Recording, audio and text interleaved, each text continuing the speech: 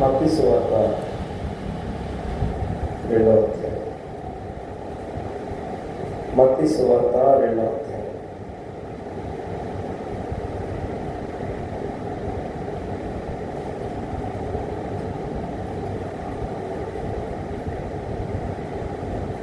మూడు 4 వాక్యాలు నేను చదువుతున్నాను. హేరోదు రాజు ఈ సంగతి వినేటప్పుడు అతడును అతనితో కూడా యెరూషలేము వారందరూ కలవరపడి. ప్రభు ఈ వాక్యమును దీవించునుగాక. జాగ్రత్తగా ఆలోచించాలి. యేసుక్రీస్తు జన్మించడానికి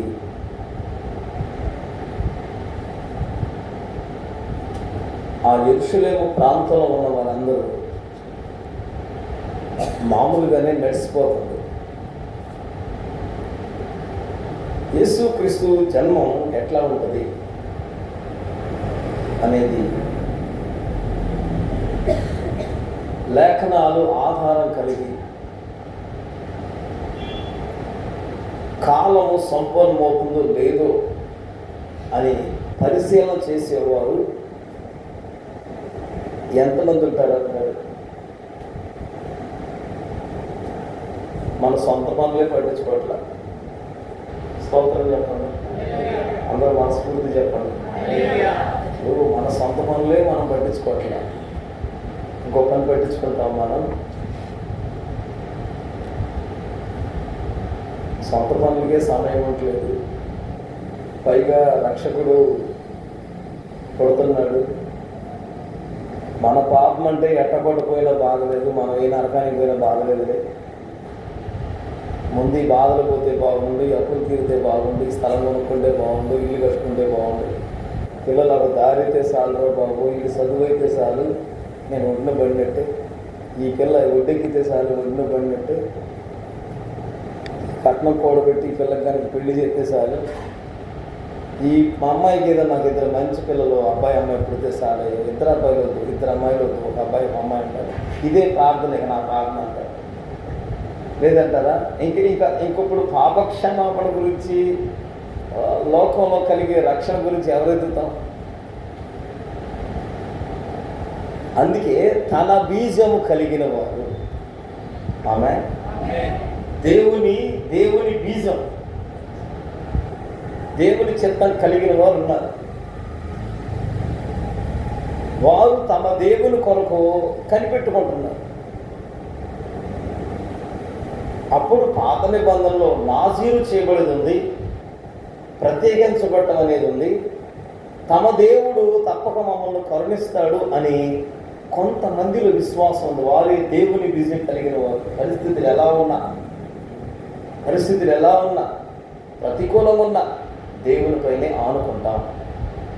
మా దేవుడే పరిష్కారం చేస్తాడు, తప్పక మా దేవుడు సహాయం చేస్తాడు, మా దేవుని వలన కలుగుతుంది అన్న నిరీక్షణ కలిగిన వారు ఉన్నారు.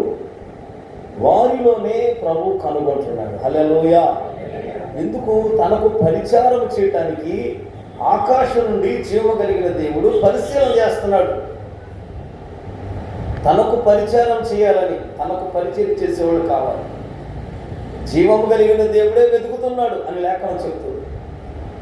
దేవుడు వెతుకుతూ ఉన్నప్పుడు ఎవరు అగుపడతారో, ఆయన పరీక్షిస్తున్నప్పుడు ఎవరు కనబడతారో, ఆయన పరిశోధిస్తున్నప్పుడు సజీవుడైన దేవుడే పరిశోధన, పరీక్ష, చూడటం, వెతకటం, కనుగొనటం ఇవన్నీ కలిగినప్పుడు ఏ వ్యక్తి అయితే కనబడతారో వారి ద్వారా తన చిత్తం నెరవేరుస్తాడు. నెరవేర్చడానికి తాము కలిగిన స్త్రీలు కొందరు ప్రతిష్ఠిత కలిగిన వాగ్దానాన్ని బట్టి, యెషయా గ్రంథ వాగ్దానాన్ని బట్టి, కన్యక అన్న మాటను బట్టి తమ కన్యత్వాన్ని కాపాడుకుంటారు. తాను శరీరమే కాదండి, ఆత్మను కూడా. ఆయన ఆరాధించేవారు ఆత్మతోనూ సత్యముతో ఆరాధించాలి కదా. పూర్ణ మనసుతో, పూర్ణాత్మతో, పూర్ణ హృదయంతో, పూర్ణ వివేకముతో నీ దేవుడిని యెహోవాను ప్రేమింపవలెను, ఆయనను హత్తుకొనవలెను. కనుక దేవుని ఎరిగి ఉండటమంటే ఒక శరీరమే కాపాడుకోవడం కాదు సుమా. తన శరీరంలో ఉన్న వాటిని భద్రం చేసుకోవడమే కాదండి, ఆత్మను కూడా, తన హృదయాన్ని కూడా భద్రం చేసుకోవాలి. ఇలాంటప్పుడు ప్రభు ఎదుగుతున్నారు. ప్రభు ఎదుగుతూ ఉన్నప్పుడు ప్రభు మరియను చూశారు. హల్లెలూయా. ఈ ఏర్పాటు ఒక జరుగుతుంది. తూర్పు దేశపు జ్ఞానులు అంటారు.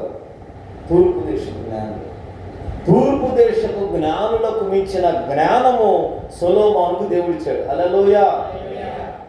సొలొమోను దగ్గరికి ఎవరు వచ్చారంటే తూర్పు దేశం నుండి కూడా వచ్చి ఆయన జ్ఞానమైన మాటలు వినటానికి వచ్చారు, ఆయన చూడటానికి వచ్చారు సొలొమోను. అప్పుడు అక్కడున్న వాళ్ళు తూర్పు దేశపు జ్ఞానులు ఒక ఆనవాళ్ళను బట్టి వారు జ్ఞానమును వెతుకుతారు. జ్ఞానము కలిగిన వారు జ్ఞానుల సహవాసం అయితే జ్ఞానమే కలుగుతుంది, విశ్వాసం అయితే విశ్వాసమే కలుగుతుంది. జాగ్రత్త కలిగించాలి. ఏ సహవాసం ఉన్నామో, ఏది కలిగి ఉన్నా అదే కలుగుతుంది మనకి. వీళ్ళు జ్ఞానులు కదా, పరిశీలన చేస్తున్నారు. సరే, వారు జ్ఞానం అనేది ప్రతి దాంట్లో వెతికినప్పుడే జ్ఞానం. బైబిల్ చెబుతుంది యెహోవా యందు భయభక్తులు కలిగియుట జ్ఞానం, చెడుతనమును విసర్జించుట జ్ఞానం. దేవుని కలిగి ఉండటం జ్ఞానం. ఇప్పుడు వీళ్ళు జీవము కలిగిన దేవుని కలిగి ఉన్నారని లేదు, భయభక్తులు కలిగి బ్రతుకుతున్నారని లేదు, చెడుతనమును విసర్జించిన జ్ఞానం లేదు. ఇక్కడ వీళ్ళు తూర్పు దేశపు జ్ఞానులు. వీళ్ళు జ్ఞానమే వెతుకుతారు. జ్ఞానం ఎరిగి ఇప్పుడు వీళ్ళకి ఒక ఆనవాలు కావాలి, వెళ్ళాలి జ్ఞానం. వెళ్ళేటప్పుడు జ్ఞానం వెతుకుతున్నారు, జ్ఞానంతో కలిగి వెళ్ళాలి. వెళ్ళేటప్పుడు జ్ఞానం చూడండి, అవివేకం అజ్ఞానం జాగ్రత్తగా ఆలోచించాలి. జ్ఞానం ఏంటి? జ్ఞానం వీళ్ళు సృష్టిని పరిశీలన చేసుకుంటున్నారు. ఒక నక్షత్రం వారు నడిపిస్తుంది. ఆ నక్షత్రాన్ని బట్టి చిన్నగా ఎక్కడికి నడిపిస్తుందో వారు అనుకున్నట్టు వారు జ్ఞానం ఎదుగుతున్నారు. బెత్లెహేములోనే, యోధా బెత్లెహేములోనే. ఈ నక్షత్రం కూడా సరిగ్గా వెళ్ళి అక్కడే ఆగింది. మనమైతే కనుక ప్రతిదీ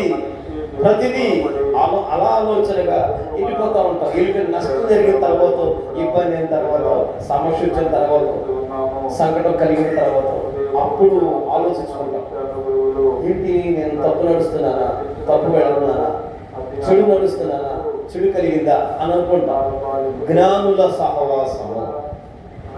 జ్ఞానము చూడండి ఎట్లా బయలుదేరారు. ఆకాశంలో నక్షత్రం వారు నడిపించింది. ఆయన నక్షత్రం ఎక్కడికి వచ్చారు వీళ్ళు? సరిగ్గా బెత్లెహేములో హేరోదు పరిపాలిస్తున్న రాజు దగ్గరకు వచ్చారు. హేరోదు రాజు దగ్గరకు వచ్చి ఈ పూట ధ్యానం చేస్తున్న మాట చూడండి. హేరోదు రాజు దగ్గరకు వచ్చారు. హేరోదు రాజుని అడిగారు. హేరోదు రాజు కలవరపడ్డాడంట. హేరోదు రాజులను అతనితో ఉన్న వారందరూ కలవరపడ్డారు. ఈ పూట ధ్యానం చేయే మాట చూడండి. కాబట్టి 4వ వాక్యం, కాబట్టి ప్రధాన యాజకులు, రాజు ఎవరిని పిలిచాడంట? ప్రధాన యాజకులు. హల్లెలూయా. ప్రధాన యాజకులు. రాజేమో హేరోదు రాజు, జాగ్రత్తగా ఆలకించండి. రాజేమో యాజకుడు కాదండి, రాజు యాజకుడు కాదు. యాజకులు ఎవరంటే యూదులు రాజుగా ఉన్నప్పుడు యాజకులు ఉన్నారు. ఈ యాజకులు కొన్ని పనులు చేసేవాళ్ళు, యాజక ధర్మాన్ని నడిపేవాళ్ళు. యాజకులు ప్రత్యేకించబడి ఉన్నారు. ఇవన్నీ క్రమాలు యోదయ రాజులుగా ఉన్నప్పుడు కనబడుతుంది. కానీ హేరోదు రాజు విన్న మాటను బట్టి కలవరపడి బెత్లెహేములో మరలా యూదులకు రాజు పుడతాడా, మరలా యూదుల్లోనే రాజు వస్తున్నాడా? అయితే ఈ రాజు యూదులకు సంబంధించిన మాట అయితే గనక, ఇది సరిగ్గా ఎరిగిన మాట అయితే గనక ఎవరిని పిలవాలి? ప్రధాన యాజకులు. ఆమేన్ చెప్పండి, చెప్పాలి. స్తోత్రం. ఏమండి, మన అవసరాలు, మన ఆలోచన కలగాలి కదా. రాజుకు వచ్చిన ఆలోచన చూడండి. రాజు కదా నాకేంటి అని అనుకోవాలి. అయినా నా రాజ్యం ఏమైపోద్ది అని ధైర్యం తెచ్చుకోవట్లా. లేదు మనం కలిగి ఉన్నాం అదే ఉందని అని అనుకోవట్లా. యూదుడు అన్న మాటకు మీరు పాత నిబంధన చదవచ్చు. యూదుల ప్రత్యేకత ఎలా ఉంటుందో, యూదులలో రాజుగా పుడుతున్నాడు అని అడిగేపాటికి వెంటనే అక్కడున్న ప్రధాన యాజకులందరినీ పిలుస్తున్నాడు. యాజక సమూహము చెప్పండి. ఆమేన్ ఆమేన్. ఎవరంట మనము? యాజక సమూహం. హల్లెలూయా. ఇప్పుడు యాజక సమూహం చెప్పాలి, ఆమేన్ చెప్పాలి. యాజక సమూహం ఎట్లా ఉండాలి? యాజకులు చూస్తారా ఒకసారి నిర్గమాకాండం 19వ అధ్యాయం 22వ వాక్యంలో. నిర్గమాకాండం 19వ అధ్యాయం తీయండి. తీస్తే 22వ వాక్యం చూడండి.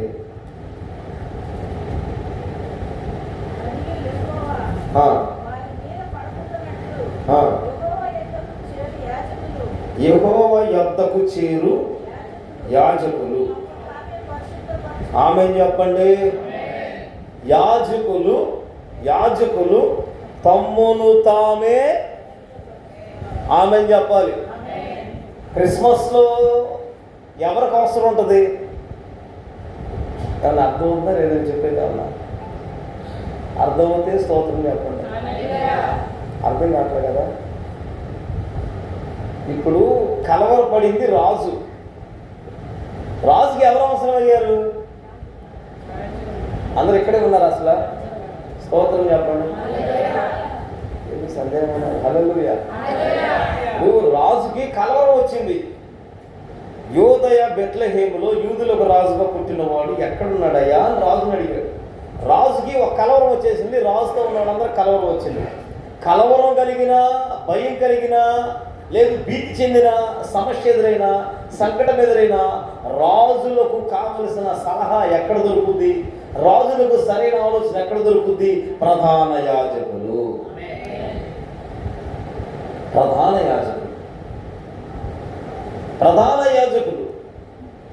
ఈ ప్రధాన యాజకులు ఏం చేయాలంటే, జీవము కలిగిన దేవుడు తమ మీద పడిపోతాడు.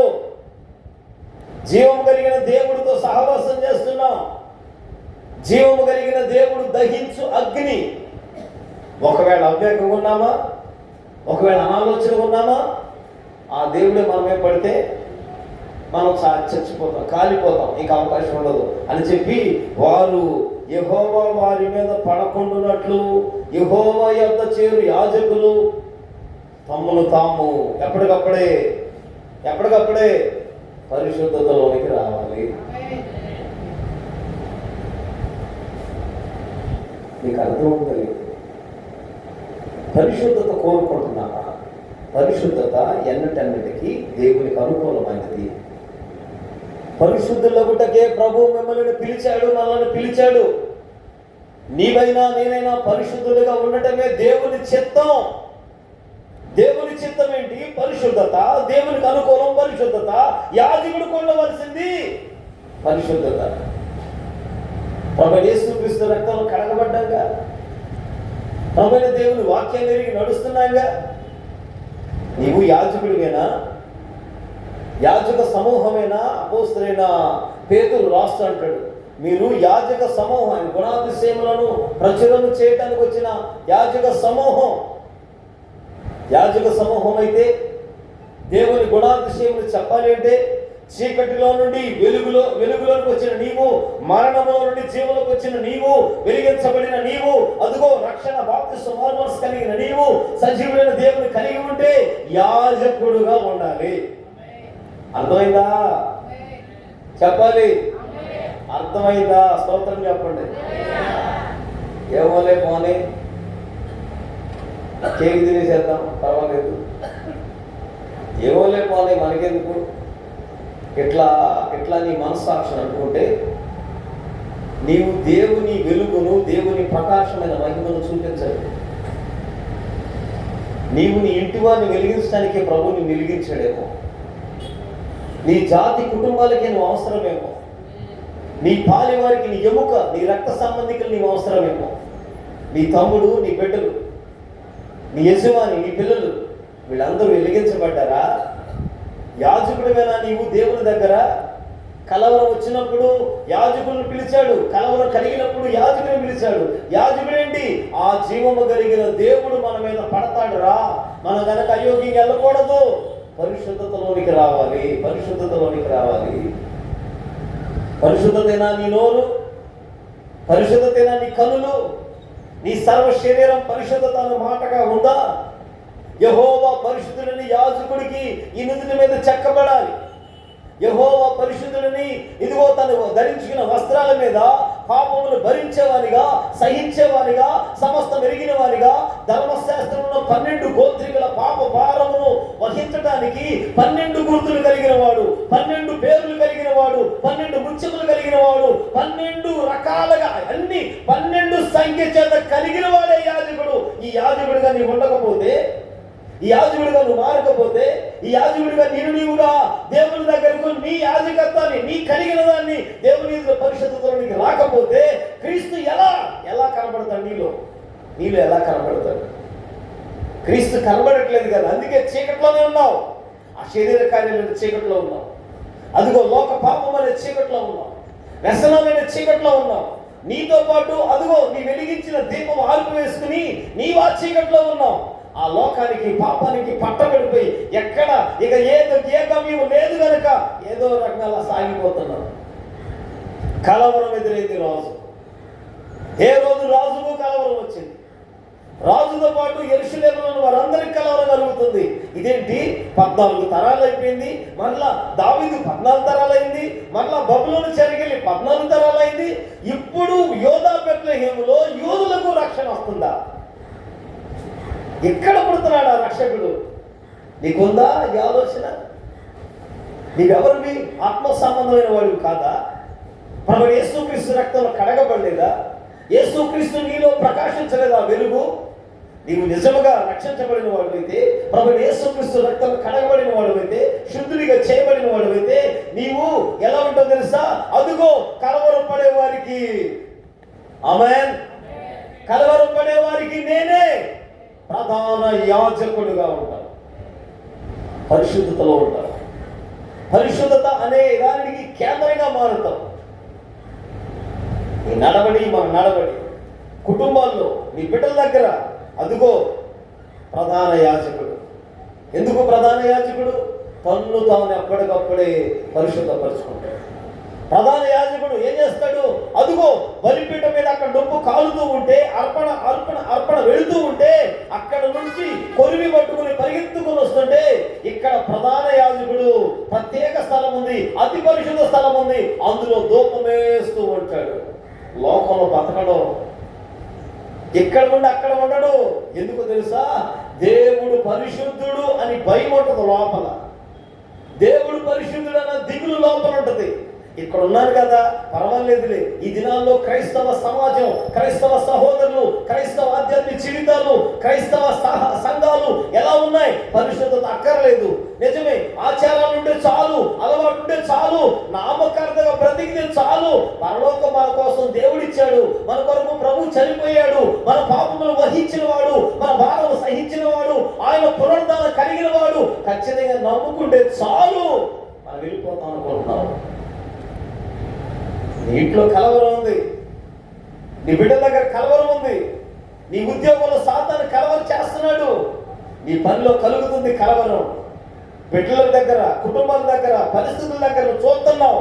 కలవరింతలు కలిగినప్పుడు రాజు అంటున్నాడు, ప్రధాన యాజకుల్ని పిలవండి. చెప్తారా? ఆమె చెప్తారా?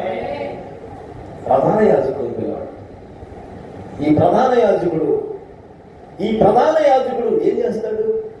తను ముందు పరిశుద్ధపరుచుకుంటాడు. ప్రధాన యాజకుడు బలిపీఠం దగ్గర నొప్పి ఉందిగా, ఆ నొప్పు ఆరక మునుపే పరిశుద్ధ స్థలంలోకి తీసుకురావాలి. పరిశుద్ధ స్థలంలో నిత్యము ధూపం వేస్తూ ఉంటాడు.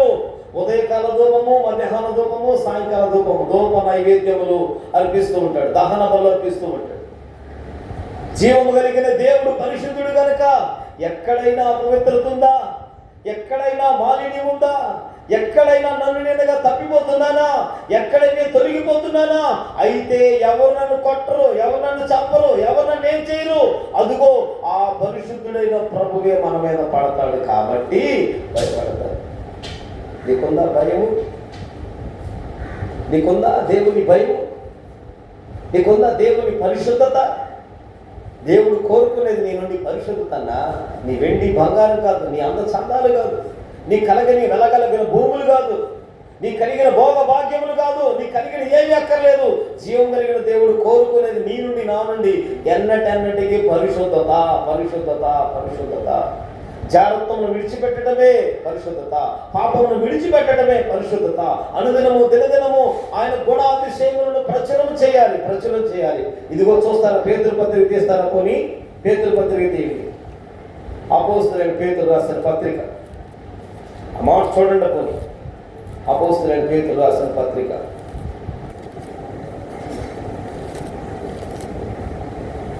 పేతురు పత్రిక మొదటి అధ్యాయం తీద్దాం.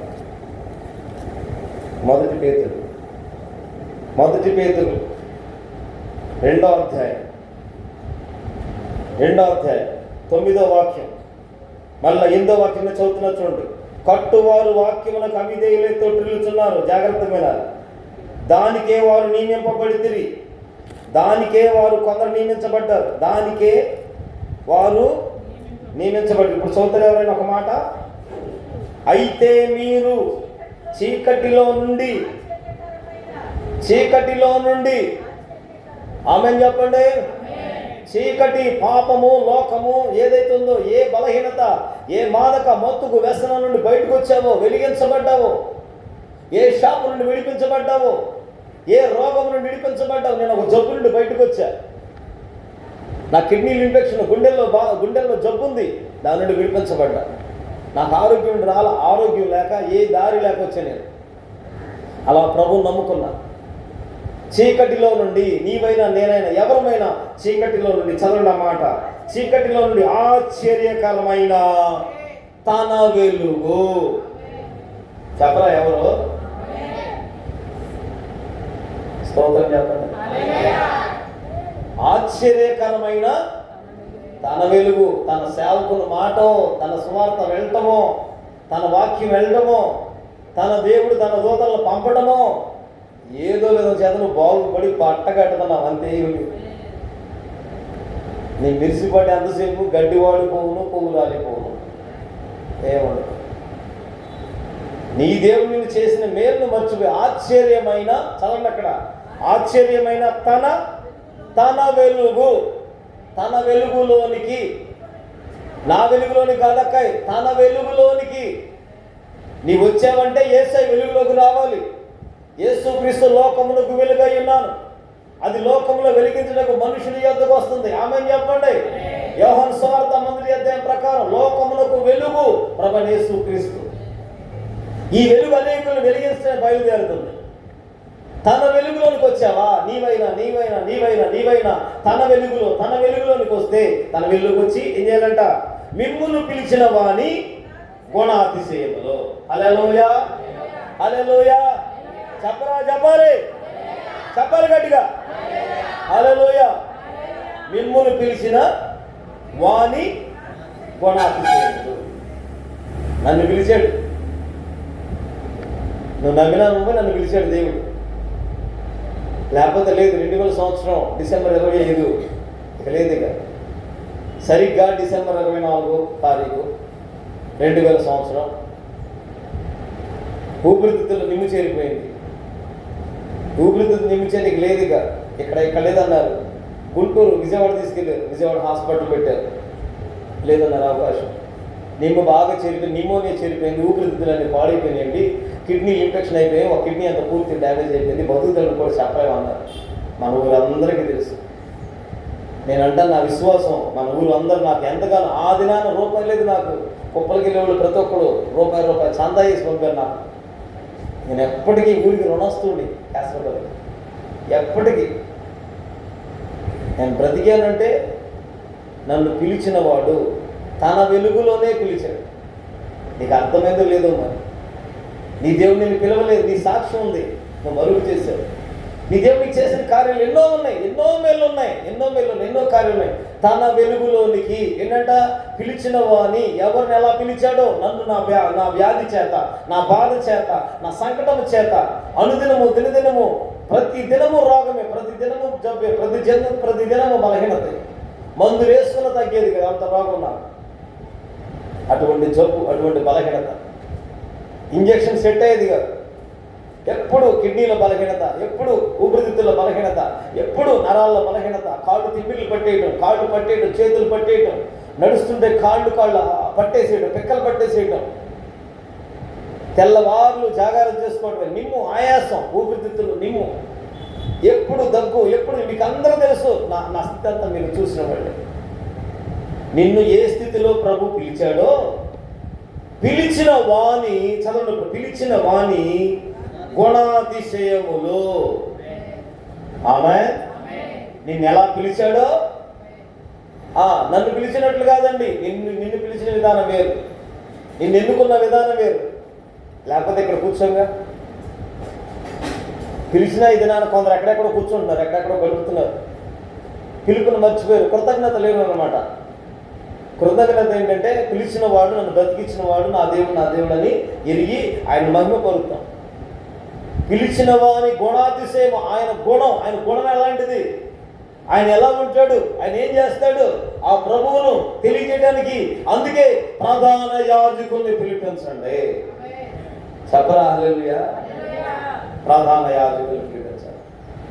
ప్రధాన యాజకుడు ఏం చేస్తాడు, తాను పరిశుద్ధపరుచుకుంటాడు. అందుకని చూడండి, అక్కడ పిలిచిన వాడి గుణాతిశయం ప్రచురం చేయి నిమిత్తము ఏర్పరచబడిన వంశము, ఒకటి రాజులైన యాజక సమూహం, మరొకటేంట పరిశుద్ధ జనము, మరొకటేంటి దేవుని సొత్తైన ప్రజలు అయి ఉన్నాము. ఆమె చెప్పండి. ఏర్పరచబడిన జనమన్నా అవ్వాలి, దేవుని సొత్తైన ప్రజలైనా అవ్వాలి, పరిశుద్ధ జనమైనా అవ్వాలి, లేదా యాజక సమూహం అన్న అవ్వాలి. ఈ నాలుగిట్లో నువ్వు ఎందులో లేవనుకో, మరి తర్వాత మాట నువ్వు అర్థం చేసుకోవటం. దేవునికి సొత్తైన జనం, దేవుని సొత్తు ఏంటి, మీరు నాకు జనులై అంటారు, నేను మీకు ఆమె చెప్పండి. అంతే, వాళ్ళు పోషించే దేవుడే, కాపాడే దేవుడే, కరువు తీర్చే దేవుడే, ఆకలి తీర్చే దేవుడే, ఆదరించే దేవుడే. మీరు నాకు ప్రజలు, అంతే, నేను మీకు దేవుడే అంట. ఏర్పాటు, అదుగో నశించిపోతున్న యాకోబు వెళ్ళి, వాగ్దానం ఉన్న యాకోబు తప్పిపోయిన యాకోబును దేవుడే మరొక రీతిగా నడిపించి తొడగూటిని విరగొట్టాడు. పేరు మారింది, తీరు మారింది, బ్రతుకు మారింది, ఆశీర్వాదంగా మారిపోయాడు, ఇశ్రాయేలుగా మారిపోయాడు. ఏర్పరచబడిన జనం. నీ పేరు ఇంకా మారలా, తీరు ఇంకా మారలా, నడవడి మారలా, భాష మారలా, పలుకు మారలా, సంఘంలోనే ఉన్నావు, సహవాసంలో ఇది జీవం కలిగిన దేవుని సంఘంలో దినదినము దేవునికి అమ్ముపడుతున్నావు, కుటుంబంలో ఉన్నావు, అలాగే ఉన్నావు. కుటుంబం వెలిగించబడి నాటను నేటికి అట్టగా ఉన్నావు. ప్రభు దగ్గర ఎలాగున్నావో, కుటుంబం ఎలాగున్నావో, సంఘం ఎలాగున్నావో నిన్ను నీవే పరిశీలన చేసుకో. ఏర్పరచబడిన జనము, ఏర్పరచబడిన జనం. మరొకడెవరు, యాజక సమూహము. యాజక సమూహం ఏం చేస్తారు, ఎప్పటికప్పుడు యాజకుడు తను పరిశుద్ధపరుచుకుంటాడు. అతి పరిశుద్ధ స్థలములో ఉంటాడు. అతి పరిశుద్ధ స్థలంలో తన కాలం వంతు, తన సమయం వచ్చినప్పుడు ధూపం వేయడానికి సంసిద్ధంగా ఉంటాడు. ఈ ధూపం వేసేటప్పుడే, అహరోను ధూపం అందిస్తూ ఉన్నప్పుడే అహరోను బిడ్డలను కోల్పోయాడు. ఒకటి కాక మరొక ధూపాన్ని అందించాడు, అంతే. అందుకే తమ్మును తాము పరిశుద్ధపరుచుకోవాలి. రాజుకు రాజుకు భయం వచ్చేసింది, ఏ రోజు కలవరం వచ్చేసింది. ఈ క్రిస్మస్ ఆరాధనలో ఏ రోజుకు ఏమని కన్నారంటే, నేను కాక ఇంకెవరు రాజు ఉన్నాడు, ఎట్లా పుట్టాడు, ఎక్కడున్నాడు, ఈ తెలియాలంటే ప్రధాన యాజకుడు కావాల్సిందే. నువ్వేనా ప్రధాన యాజకుని ఇంట్లో దేవునికి ఇచ్చిన దేవుడు గుణాతిశయం ప్రచురం చేసే వ్యక్తివేనా? దేవుని కొరకు పరిశుద్ధ జనముగా నీవు ఉన్నావా? నేను దేవుని జనము, దేవుని సొత్తు, అపవిత్రం, పాపమును అంటకూడదు, వాళ్ళని వంటకూడదు. కరువైనా, చెరైనా, ఇరుకైనా, ఇబ్బందైనా, వసనీయతైనా, అది ఏదైనా కావచ్చు, నా దేవుడే పరిశుద్ధుడు. పరిశుద్ధ జనంగా ఉన్నావా? లేదు, ప్రధాన యాజకుడండి తాను పరిశుద్ధపరుచుకుంటాడు. ఇశ్రాయేలీయుల 12 గోత్రాల భారం తన మీద ఉంటుంది. 12 గుర్తులు. ఒకడు నీళ్ళలాగా ఉంటాడు, ఒకడు పావులాగా ఉంటాడు, ఒకడు కత్తిలాగా ఉంటాడు, ఒకడే సింహంలాగా ఉంటాడు, ఒకడు తోడేలాగా ఉంటాడు, ఒకడు గాడిదలాగా ఉంటాడు. 12 మంది 12 గుర్తులు, 12 రకాల గుర్తులు, 12 రకాలు ఉన్నాయన్నమాట. ఒకడు కత్తి, ఒకడు ఈటె, ఒకడు కట్లపాము. ఇవన్నీ గుర్తులు ధరించుకుని, ఎపోదు ధరించుకుని, యెహోవా పరిశుద్ధిలో చెక్కబడి నిరంతరము దేవుని ప్రజల కొరకు చేతులెత్తేవాడు. నీ కుటుంబం నీకు తెలుసు వాక్యం. ఈ సంవత్సరం ఒకళ్ళు రక్షించావా? నీ కుటుంబాన్ని సువార్త అందించావా? నేను అడుగుతున్నా. నీవు నీ దేవునికి మాట ఇచ్చావా? నీ దేవుని పనే చేస్తున్నావా? నీ ఇంట్లో నీ కలిగిన ఉద్యోగం, వ్యాపారం కావచ్చు, నీ తల్లిదండ్రులు కావచ్చు, నీ సంపద కావచ్చు, నీ వెండి బంగారం ఏవైనా ఏవైనా ప్రభు వల్లనే కలిగిన ప్రభు ఇచ్చారు. దేవుని గుణాతిశయం ప్రచురం చేసే ప్రధాన యాజకుడివేనా? దేవుని కొరకే సొత్తైన జనమా? దేవుని కొరకు ఏర్పాటు చేయబడిన వాడా? లేదు, దేవుని కొరకు ఆయన ప్రచురం చే నిమిత్తం అంట ఏర్పరచబడిన వారు, సమూహము, మరొకటి పరిశుద్ధ జనం, దేవుని సొత్తైన ప్రజలు. నా ప్రియ సహోదరుల, ప్రధాన యాజకుడు. అందుకే హేరోదు ప్రధాన యాజకులు పిలుస్తున్నారు. ఈ క్రిస్మస్లో నీ పని పడిందా? నీకు అవసరం పడిందా? నేను అంటాను, నీ అవసరం పడలా. ఆచారమైన పండుగ మంది 10 సంవత్సరాలు పుట్టినరోజు చేసుకుంటున్నాను, అదే పుట్టినరోజు అనమాట. కేక్ తెచ్చుకుంటున్నా, కట్ చేసుకుంటున్నా, అయిపోయింది. మన ఆచారం కలిగి ఉన్నాం. ఆచారం, అలవాట్లు, ఆచారం, ఆకులు, సాంప్రదాయాలు, అవును, మర్యాదలు, వీటితో ఉన్నాం. ఈ దినం నీవే గనక వెలిగించబడిన వాడువైతే అనేకులను వెలిగిస్తావు. పాపం ఎరిగిన వాడువైతే, ప్రధాన యాజకుడైతే ఏం చేస్తాడు? పాపం అక్కడ జరుగుతుండదని ఖండించేస్తాడంతే. ప్రభుత్వ దేవుని దగ్గర ఎదురు చూస్తుంటాడు. ప్రధాన యాజకుడు పరిశుద్ధపరుచుకుంటాడు. యాజకులు ఏం చేస్తారు? ఇంకా బోరలు ఓదాలి. చెప్పండి హల్లెలూయా. యాజకులు ఏం చేయాలి? బోర ఓదాలి. అర్థం అవుతుందా? చెప్పండి స్తోత్రంగా. పరిశుద్ధతలో ఉండాలి. ఆమేన్. రెండోది ఏంటిది? బోర నీ దగ్గర ఉండాలి. హల్లెలూయా. దేవుని బోర. ఆమేన్. బోర ఉంది. ఇశ్రాయేలు సమకూర్చాలన్నా, ఇశ్రాయేలు యుద్ధాన్ని సిద్ధపరచాలన్నా, దేవుని ప్రజలు వర్తమానం వెళ్ళాలన్నా, దేవుని ప్రజల్ని నువ్వు ఆయత్తపరచాలన్నా, అందులో పాపమును, దోషమును పరిహారం చేయాలన్నా, ఏది ఏమైనా ఈ యాజకుల దగ్గర ఉండే బోరలు ఉంటాయి. వీళ్ళు బోర ఓదంగానే సిద్ధపడిపోతారు. కాదు, సిద్ధపరుస్తారు. అనేకులు సిద్ధపరచడానికి బోర ఊదే యాజకుడు అనమాట. ఈ బోరలు ఊదాలి. బోర ఉందా? బోర ఉండాలిగా. దేవుని యాజకుడైతే బోర ఊదాలి. అందుకే ఇప్పుడు రాజుకు అంటాడు హేరోదు రాజు. హేరోదు రాజు ఏమి వాక్యం ఎరిగిన వాడు కాదండి. హేరోదు రాజు వాక్యానుసారమైన వాడేమి కాదు. హేరోదు మన ఇశ్రాయేలు యోధా జాతి అయిపోయిన తర్వాత అదుగో మొదటి హేరోదు, రెండో హేరోదుగా హేరోదు ప్రభుత్వం నడుస్తుంది. హేరోదు దగ్గర వీళ్ళు బానిసలుగా ఉన్నారు. వీళ్ళకి విమోచన, విడుదలేమి లేదు. తన ప్రజల పాపం నుండి రక్షించడానికి అదుగో యూదులకు రాజుగా పుడుతున్నాడు. యూదుల రాజులు ప్రజల పాపాన్ని, ప్రజల శాపాన్ని తప్పించారు. మీరు చదవండి పాత నిబంధనలు. ఇజ్జియా కానీ, యెహోషాపాతు కానీ, ఆసా కానీ తన ప్రజల కొరకు వారి పాపమును పరిహారం కలగటానికి ఉపవసించారు, ప్రయాసపడ్డారు, కన్నీరు విడిచారు, ప్రభు దగ్గర ఆనందిస్తున్నారు. వారు ప్రార్థిస్తుండగా వారి కొరకు ప్రవక్తలు వచ్చారు, వారికి ఆలోచన చెప్పి నడిపించారు. దేవునికి మహిమ కలిగింది. ఇప్పుడు యూదులకు రాజుగా పుట్టాడు అనగానే ఈ రాజు వెంటనే కలవరపడిపోయి ఇప్పుడు ఏం చేయాలి? ఎవరు చెప్తారు మన సరైన ఆలోచన? ఎవరు చెప్తారు? వెళ్ళి ప్రధాన యాజకులు ఎవరైతే ఉన్నారో వాళ్ళు పిలుస్తారు. ప్రధాన యాజకులు నా దగ్గర సమకూర్చండి. ఈ యాజకులు పరిశుద్ధత కలిగిన వారే ఉండాలి. ఈ యాజకుడు బోరలు ఊదేవాడే ఉండాలి. మరొక యాజకులు ఏం చేస్తారు తెలుసా? చూడండి అక్కడ. మరి యాజకులు ఏం చేస్తారు? యెహోషువ అధ్యాయము 3వ అధ్యాయము 17వ వాక్యం చూడండి. యెహోషువ గ్రంథం 3వ అధ్యాయము యెహోషువ గ్రంథం తీద్దాం. యెహోవా నిబంధన మందసము మోయు యాజకుడు. హల్లెలూయా. యెహోవా నిబంధన, అది మర్చిపోకూడదు. యెహోవా నిబంధన మందసము. నీవు నీ దేవునికి ఒడంబడిక, దేవునికి నీకు ఒప్పందం, నీ దేవునికి నీకు ఒక కమిట్మెంటు. దేవుని కొరకు నేను ఇది చేస్తాను అని ఒక నిశ్చయత. దేవా, నేను ఈ పనికి ఇట్లా ఉంటానయ్యా, నీ పనికి ఈ పని చేస్తాను. నీ మందిరం కావచ్చు, పరిచయం, అదేదైనా ఏమో నీ దేవుడు నీకు ఇచ్చిందే.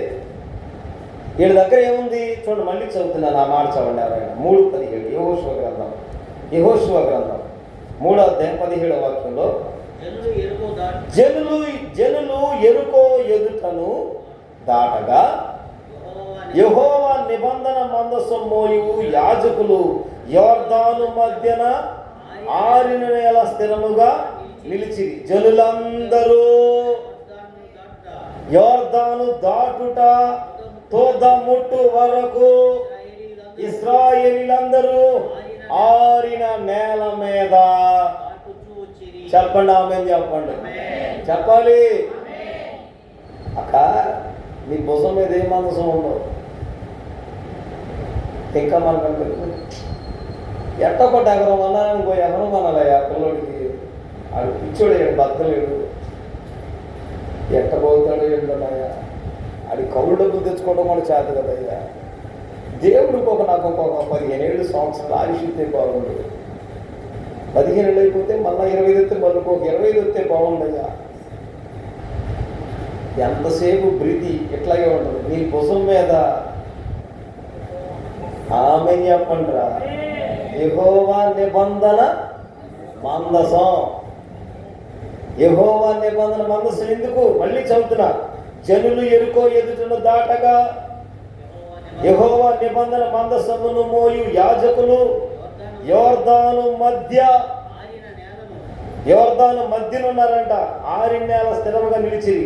జనులందరూ యోర్దాను దాటుట పొదముట్టే వరకు అటెళ్ళి ఇటెళ్ళి అటు ఇటు తిరిగి అటు ఇటు తిరుగుతా, అటు జంపు చేస్తా, ఇటు జంపు చేస్తా, కాసేపు అందులో ఉంటా, కాసేపు ఇందులో ఉంటా, కాసేపు అటు కలిగి కాసేపు ఇటుండి, కాదు తూచండి వెనక్కి వచ్చేద్దామండి. అదేదో బాగోలేదు, పరిస్థితి బాగోలేదు, ఆ పరిస్థితులు అనుకూలంగా లేవు, అది ఎట్లాగండి, అది కాదండి, దేవుడు నాకు ఎటు చెప్పాడండి, దేవుడు నాకు ఎటు చూపించాడండి, లేదండి ఈ పని కూడా చేయమన్నాడండి, ఆ పని కూడా చేయమన్నాడు. అన్నింటిలోకి వెళ్ళిపోతాం, అన్నీ చేసేస్తూ ఉంటాం, అన్నీ వెళ్ళిపోతాం. నిబంధన మందసము, యెహోవా నిబంధన మందసం వారి భుజముల మీద ఉంది. ఈ భుజం మీద ఏముంది? కనుకనే ఏ రోజు ఎవరిని పిలిచాడంట? ప్రధాన యాజకుడిని. ఇవి కృపాకాలంలో యాజక సమూహమేనా? ఈ కృపాకాలంలో దేవుడు ఏర్పరచుకున్న జనమేనా? దేవుని కొరకే నిన్ను దేవుడు ఏర్పరచుకున్నాడా? దేవుని కొరకు నిన్ను దేవుడు నియమించుకున్నాడా? దేవునికి సొత్తైన జన్మగానే నీవు ఉన్నావా? ఎలా ఉన్నావో మరి. దేవుని కొరకు దేవుని గుణాతిశయములు నన్ను పిలిచిన వాని గుణమును ప్రచురము చేయడానికి ప్రభు ఏర్పరచుకున్నట్లు, ప్రభు నియమించినట్లు, ప్రభు కొరకున్నట్లు ఎవరికి వారిలో ఉంటామో, గుంపులుగా ఉంటామో వారి అవసరం ఎప్పుడు వస్తుందంటే ఈ క్రిస్మస్ సందేశంలోనే. ఆమేన్. ఈ క్రిస్మస్ కాలంలో చాలా మంది చాలా కోరుకున్నా ఏ రోజు రాజు కోరుకున్నది ఏంటంటే ఏ రోజు కూడా క్రిస్మస్ చేశాడు ప్రభు చిత్రం తీసారి చెప్తాను. హల్లెలూయా. క్రిస్మస్ మనం చేయడం కదా, ఏ రోజు కూడా చేశాడు. ఏ రోజు రాజు కలవరం వచ్చింది, కలవరంలో ప్రధాన యాజకులు అడిగాడు, ఈ ప్రధాన యాజకుల్ని పిలిపించండి. ఆమేన్. ప్రధాన యాజకుల్ని పిలిపించండి అడుగుతున్నాడు. క్రీస్తు ఎక్కడ పుట్టునని వారిని అడిగాను. క్రీస్తు ఎక్కడ పుడతాడో ప్రధాన యాజకుడికి తెలుసు. ఆమేన్. ప్రధాన యాజకులు ఏం చేస్తారు? యాజకుల్లో మరొకటి ఉంది, బోరలు ఊదేవాళ్ళు, భుజములు కాసేవాళ్ళు. మరలా ఏ గొర్రె దహన బలికి ఇవ్వాలో, దేవుని బలిపీఠం మీద పెట్టే బలి ఇచ్చే ప్రతిదీ ప్రధాన యాజకుడు చేయాల్సిందే. ప్రధాన యాజకుడు చూసి ఆమోదం ఇస్తేనే అక్కడికి వెళ్ళద్దు. ప్రధాన యాజకుడు తాను పరిశుద్ధపరుచుకుంటాడు. ప్రత్యక్షత కలిగిన వాడు, ప్రభుస్వరం ఎరిగిన వాడు, ప్రభువైన దేవుని మహిమ కనుగొన్నవాడు. ఈ ప్రధాన యాజకుల దగ్గర ఇన్ని ఉంటే వారి భుజముల మీద ఉండటమే కాదు, దేవుని మాట నెరవేరే వరకు. హల్లెలూయా, హల్లెలూయా. యాజకులు యోర్దాను నడుమునట నిలబడిపోయే ఉన్నారట. జనులందరూ దాటాలి, దేవుని ప్రజలందరూ దాటాలి. నీ బలం అయిపోయినా, నీ శక్తి అయిపోయినా, నీ పరుగు అయిపోతుందని తెలిసినా నువ్వేం చేయాలి? తన జనులు, మన జనులు కాదు వీళ్ళందరూ మన మనుషులు కాదు, దేవుని జనులు. తన జనులు యోర్దాను నది దాటాలి. యోర్దాను నది దాటే వరకు వాళ్ళ భుజాల మీద నిబంధన మందసం, అది మర్చిపోకూడదు. దేవునికి నీకు ఒడంబడి ఉండాలి, దేవునికి నీకు ఒప్పందం ఉండాలి, దేవుడు నీతో చేసే నిబంధన ఉంటుంది. దేవుడు చేసే నిబంధన మనం చేస్తాంలే, చాలా నిబంధనలు చేస్తాం మనం తగ్గిపోతాం, కానీ మన నిబంధనలు ఏమి ఉపయోగపడవు. దేవుడి నిబంధన ఒకటి సార్, నాతో నీవు చేసిన నిబంధనలన్నీ. హల్లెలూయా. యేసన్న అందుకే రాశాడు, దేవుడు చేసిన నిబంధనలు నెరవేర్చాడు. నీ భుజం మీద నిబంధన మందసం మళ్ళీ. కనుక ప్రధాన యాజకులు పిలిచి, క్రీస్తు ఎక్కడ పుట్టాడు? మరి దినం క్రీస్తుని కలిగిన వాడివేనా? నీవు ఎవరివి? ప్రభువైన యేసుక్రీస్తు నామములో ఈ కృపాకాలంలో నీవెవరివి? ఈ కృపాకాలంలో ఒక్కొక్కరు ఒక్కొక్క యాజక సమూహంగా మారాలి. ఆమేన్. యాజకులుగా మారితే కలవరింతలు కలిగిన రాజుకు నీవే ఒక సలహాదారిగా మారు. కలవరానికి నీ ఆలోచన దొరుకుతుంది. కలవరానికి నీవే సమస్యలు సంకటాల నుండి కుదుర్చువాడిగా నీవు ఉంటావు.